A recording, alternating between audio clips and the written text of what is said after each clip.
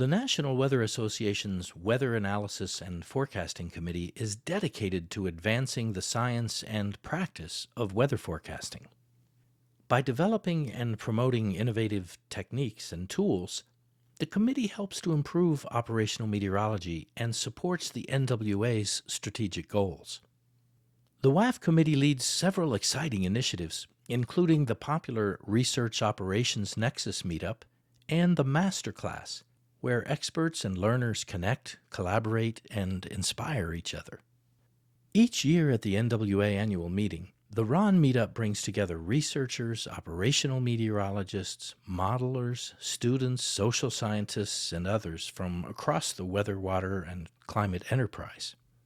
In this interactive event, participants rotate through engaging discussions on emerging topics and shared challenges, sparking ideas that can lead to opportunities, whether research to operations or operations to research.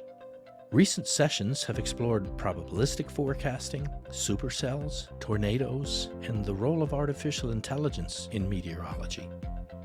The Masterclass also takes place annually, offering an in-depth, hands-on workshop led by subject matter experts.